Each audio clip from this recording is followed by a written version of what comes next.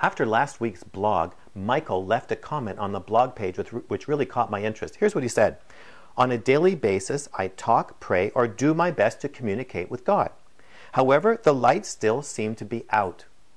While I know that during these times of quiet, great lessons or breakthroughs can come from them, but why is it that there appears to be prolonged periods of quiet? Is it that something is not right in the walk or relationship between a person and God?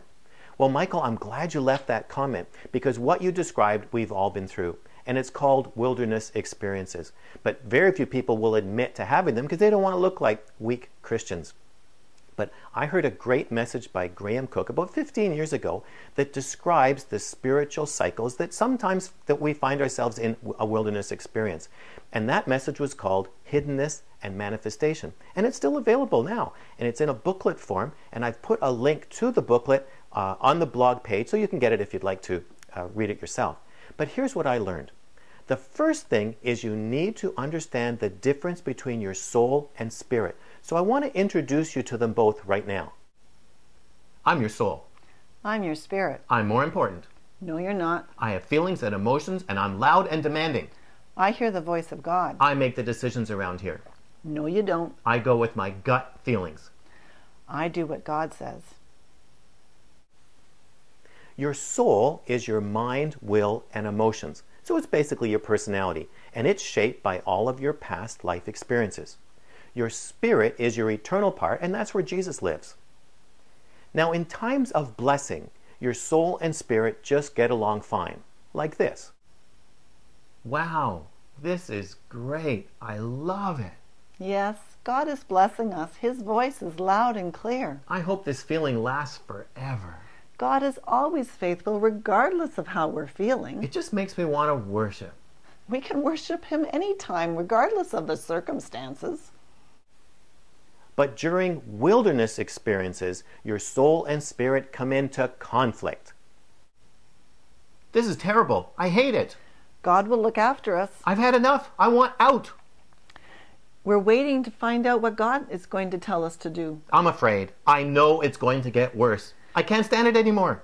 God is protecting us. He will never leave us. Now I'm angry. I want answers right now. I'm going to do something impulsive.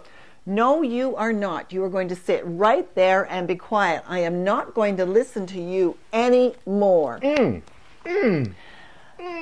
God is speaking to us, but His voice is a whisper, and I can't hear Him when you are making so much noise. I am taking charge now, and we are going to walk by faith. Now, God deliberately allows wilderness experiences so we become desperate to hear His voice. But to hear His voice, we have to shut off and subdue our soul. Our soul is loud and demanding, and it is distracting.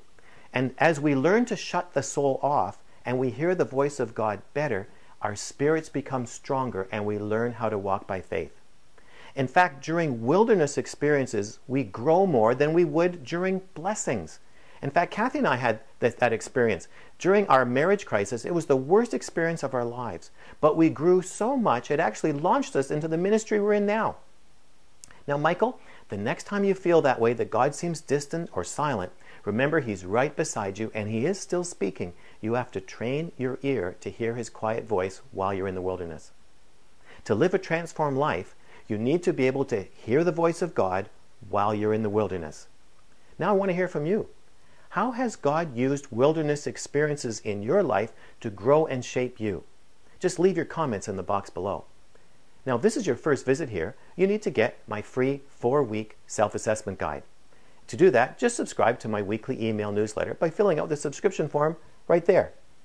And I'll talk to you again next week.